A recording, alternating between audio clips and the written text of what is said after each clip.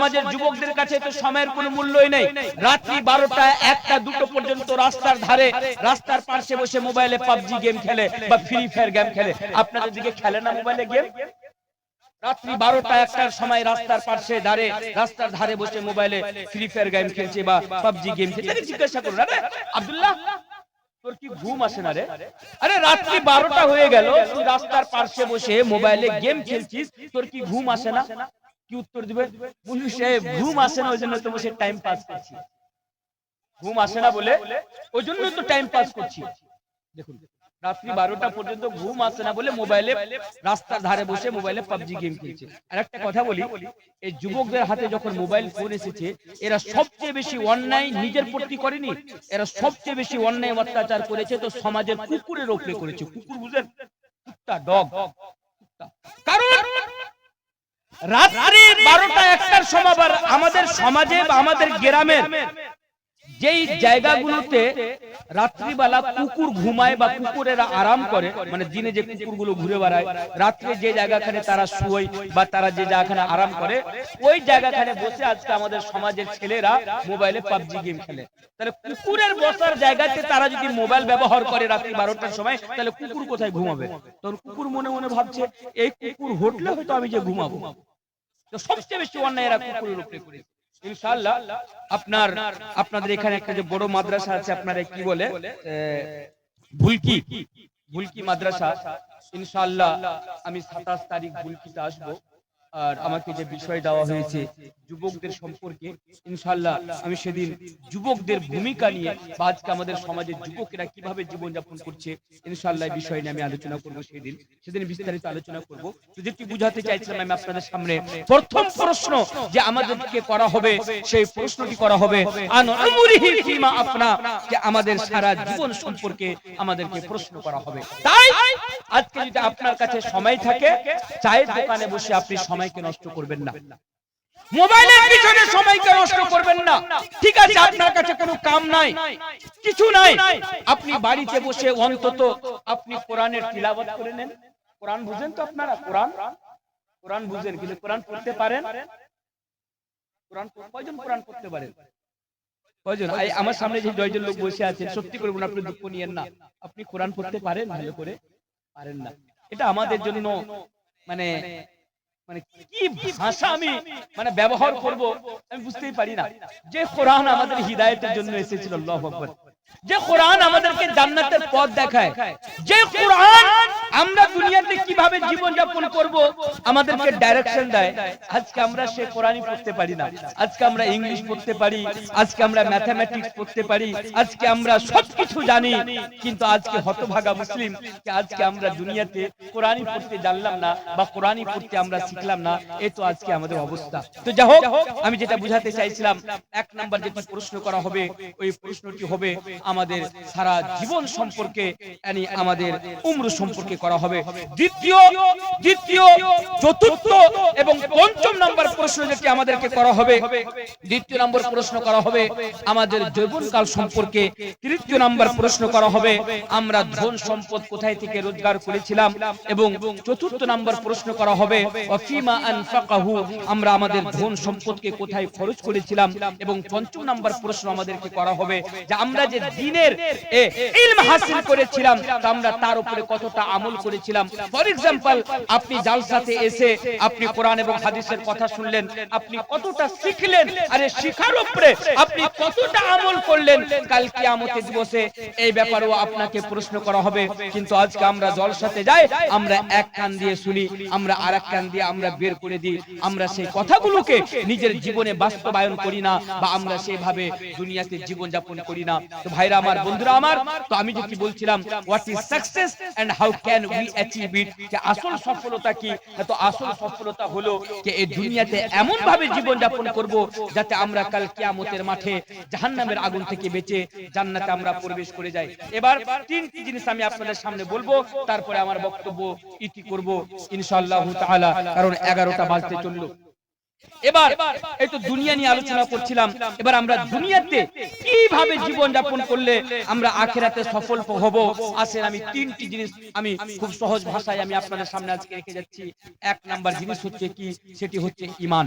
ঈমান, আল্লাহ তাবারক ওয়া তাআলা পবিত্র কোরআনের মধ্যে বলছেন, ওয়াল্লাযীনা আমানু ওয়া আমিলুস সালিহাত উলাইকা আসহাবুল জান্নাতি হুম ফিহা খালিদুন। সর্বপ্রথম হচ্ছে ঈমান। ঈমান ছাড়া কাল কিয়ামতের দিবসে কেউ সফল হবে না। তবে আলহামদুলিল্লাহ, সুম্মা আলহামদুলিল্লাহ, আজকে আমরা এখানে যতজন লোক আজকে আমরা উপস্থিত রয়েছি, আমরা সকলে সাহিবে ঈমান, অর্থাৎ আমাদের কাছে ঈমান আছে, আমরা মুসলমান। কাল কিয়ামতের মাঠে মুসলমান ছাড়া কেউ জান্নাতে যাবে না, এই কথা আপনি আপনার মাথায় উঠিয়ে নেন। মুসলমান ব্যতীত কাল কিয়ামতের দিবসে কেউ সফল হবে না। কোন হিন্দু, কোন শিখ, কোন ঈসাই বা অন্য কোন ধর্মের যতগুলো লোক রয়েছে, তারা কি কাল কিয়ামতের মাঠে সফল হবে? জি না, তারা সফল হবে না। সফল হবে কে? তারাই সফল হবে দুনিয়াতে যারা আল্লাহ এবং আল্লাহ রাসূলের প্রতি ঈমান নিয়ে এসেছিল, এক কথায় যারা মুসলমান ছিল, তারাই সফল হবে। তবে আলহামদুলিল্লাহ, আল্লাহ তাবারক ওয়া তাআলা আমাদেরকে ঈমানের দৌলতে মালামাল করেছেন, আল্লাহ তাবারক ওয়া তাআলা আমাদেরকে মুসলমান বানিয়েছেন। তাহলে আমাদের দায়িত্ব কি? আমরা এই দুনিয়াতে যতদিন জীবিত থাকব, আমরা ঈমানের উপর আমরা জীবিত থাকব ইনশাআল্লাহ। ইনশাআল্লাহ, এই কথা এইজন্য আমি আপনাদের সামনে বলে যাচ্ছি যে বর্তমান সময়ে অনেক মুসলমান ঘরের ছেলে মেয়েরা আজকে ইসলাম ধর্মকে ছেড়ে আজকে অন্য ধর্মের মধ্যে চলে যাচ্ছে। এটাকে বলা হয় মুরতাদ হয়ে যাওয়া। এটি সোশ্যাল মিডিয়াতে আপনি যাবেন, আমার 2 ঘন্টার একটা স্পিচ রয়েছে, আমার বক্তব্য রয়েছে এই মুরতাদ সম্পর্কে, যে যারা ইসলামকে ছেড়ে অন্য ধর্মের মধ্যে চলে যায় তাদের কি ভয়াবহ হবে বা তাদের কি অবস্থা হবে, এই বিষয় নিয়ে আমি আলোচনা করেছি। আপনি সোশ্যাল মিডিয়া শুনতে পারেন। তবে আমি যেটা আপনাদের সামনে বলছিলাম, আজকে অনেক মুসলমান আজকে ইসলাম ধর্মকে ছেড়ে অন্য ধর্মের মধ্যে চলে যাচ্ছে। এক দ্বিতীয় নাম্বার জিনিস হচ্ছে কি, এই বর্তমান সময়ে আজকে আমাদেরকে ধমক দেওয়া হয়, আজকে আমাদের প্রতি অন্যায় অত্যাচার করা হয়। কেন করা হয়? আমরা মুসলমান বলে। আর এই অন্যায় অত্যাচার থেকে, এই অন্যায় অত্যাচার থেকে বাঁচার জন্য আজকে মানুষ কি করে? ইসলাম ধর্মকে ছেড়ে অন্য ধর্মের মধ্যে চলে যায়। সমঝদারু কে লিয়ে ইশারা কাফি। আমি বেশি কথা লম্বা না করে জাস্ট আমি এতটাই বলবো যে এই সময় বিশেষ করে আমাদের ভারতবর্ষের মাটিতে মুসলমানদের জন্য যদি এমন পরিস্থিতি তৈরি করে দেওয়া হয়, আমাদের মাথায়, আমাদের গলাতে যদি তালবার রেখে দেওয়া হয়, আর যদি আমাকে বলা হয় বা আপনাকে বলা হয় তুমি ইসলাম ধর্মকে ছেড়ে দাও, না হলে তোমার মুন্ডু কেটে দেওয়া হবে, তুমি ইসলাম ধর্মকে ছেড়ে দাও, না হলে তোমার বাড়ি ভেঙে দেওয়া হবে, ফালানা ঢিমকানা বাংলাদেশ পাঠিয়ে দেওয়া হবে, পাকিস্তান পাঠিয়ে দেওয়া হবে, নানা রকম ভাবে আমাদেরকে যদি ধমক দেওয়ার চেষ্টা করা হয়, এক কথাই আমি আপনাদের সামনে বলে যাচ্ছি, मेरे भाइयों, अगर ऐसी नौबत आ जाए, ऐसी हालत पैदा हो जाए, ऐसी परिस्थिति पैदा हो जाए, आप अपनी गर्दन कटाने को तैयार हो जाना, पर अपने ईमान के साथ कभी समझौता नहीं करना। बोली इंशाअल्लाह। इंशाअल्लाह আমরা পৃথিবীতে যতদিন বেঁচে থাকবো আমরা ঈমানের উপর বেঁচে থাকবো, কারণ ঈমান ছাড়া কেউ জান্নাতে যেতে পারে না। এই পয়েন্টটা একটু সময়ের দরকার ছিল, এই পয়েন্টটা একটু বিস্তারিত আলোচনা করার জন্য যে ঈমান ব্যতীত আমরা কেন জান্নাতে যাব না। কিন্তু দুঃখের বিষয়, জানি না কেন আপনাদের এই জায়গাতে জালসার এরকম পরিস্থিতি। সাধারণত আমি তো আপনাদের এলাকায় জালসাতে আসি না, আমি জানি না আপনাদের এলাকাতে জালসার কি সিস্টেম না সিস্টেম, কিন্তু আজকে পরিস্থিতি দেখে আমি হতভম্ব হয়ে গেলাম। এত টাকা খরচ করে একটা প্যান্ডেল সাজানো হলো, কিন্তু মানুষ জালসাতে আসলো আর খেয়ে চলে গেল, জালসাতে এসে খেয়ে চলে গেল। মাত্র সবে মাত্র কয়টা বাজে? 10 মিনিট কম রয়েছে 11টা বাজতে, কিন্তু জালসার এই অবস্থা। আল্লাহু আকবার। গতকালকে আমি অন রেকর্ড এই কথা আমি আপনাদের সামনে বলে যাচ্ছি, গতকালকে ঝাড়খণ্ডের মাটিতে আমার একটা প্রোগ্রাম ছিল।